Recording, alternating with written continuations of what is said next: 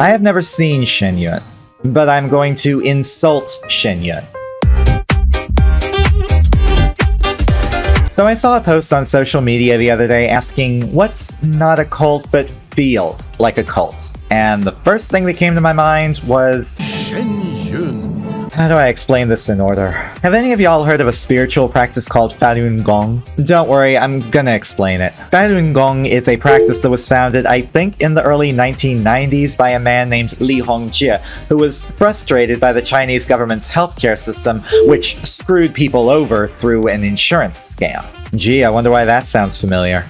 So he took the elements of a movement and breathing exercise called Qigong and incorporated it heavily into his new religion called Falun Gong, which was said to heal the body of all ailments without the need for modern medicine. That is, if you followed his teachings. Basically, he said something along the lines of, if you follow the rules of Falun Dafa, you will have no need for doctors or medical insurance, promising that mastering the art of Falun Gong meditation will give you supernatural powers. I think at one point Hongjie claimed he had the ability to levitate. Let me be clear, this guy was full of shit. Unfortunately, this is an opinion the CCP and I agree on, because after finding out about this budding movement, the Chinese government was like, now hang on a minute, and banned the movement entirely across China, and persecuted violators pretty harshly. So Hongjie fled westwardly to the USA, specifically around the New York area, and revitalized the Falun Gong movement in the United States.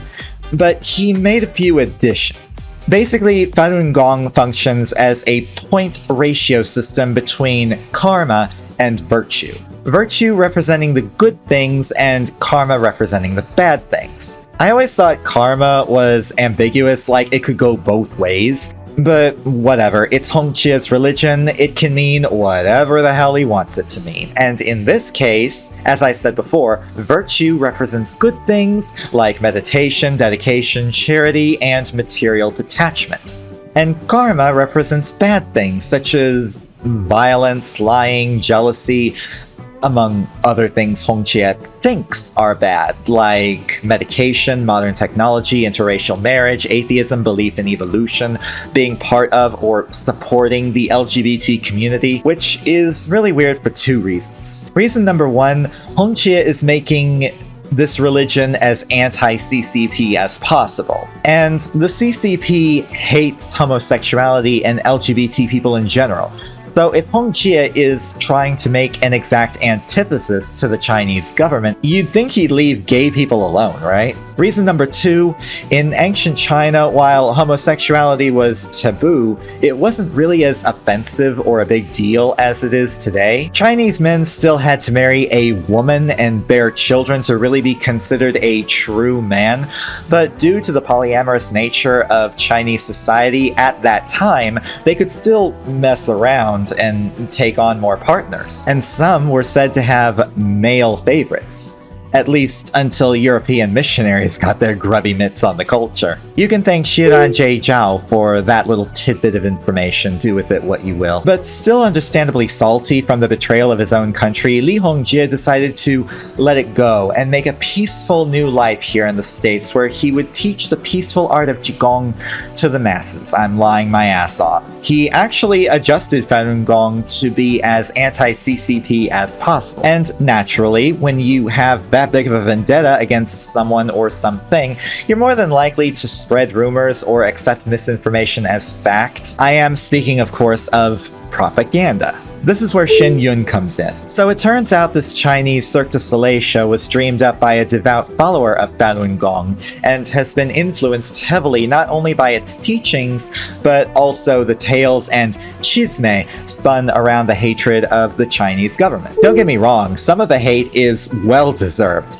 but some of it is either word of mouth or just outright false. It's kind of like the Israel v. Palestine thing, where both sides are clearly just making shit up. Everyone sucks here. Word has it some of the movements or numbers in Shen Yun depict or reflect Hongqie's rumors about the CCP's cruelty. Not to say that the CCP isn't cruel, but these zhuzhed-up claims made by Hongqie and his followers have not been verified. Propaganda is basically the popular way to refer to it. One YouTube investigator who went to the show described someone handing out flyers near the stairwell, pushing far right-wing ideals and promoting the practice of Falun Gong, not to mention citations to the Epoch Times, QAnon, and other far-right leaning propagandists. However, I can't speak from personal experience because, as I said before, I haven't actually seen Shen Yun, and I honestly don't know if I even want to. First of all, the tickets for even the super cheap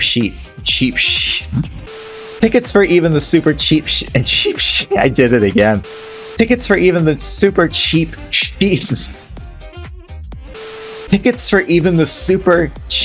seats start at like $80 for the first showing. I could spend 3/4 or half of that just going to see a band I like. It also doesn't help that when I worked at a grocery store last year, they paid for us to have a Shen Yun display with brochures and a nice oriental tablecloth and a large screen TV playing the Shen Yun ad on repeat all day long for 2 months. Then, when they weren't getting the turnout that they wanted for their first showing, they had us get an even bigger screen with an even louder audio, which also played the Shen Yun ad over and over again all day long for another 2 months. I do not miss it one bit. Don't get me wrong, the show looks amazing, the music is gorgeous, and I'm sure most of the participants are really nice people. But under the facade of all those bright, vibrant colors and smiling faces lies the deep, dark, ugly truth of overpriced tickets.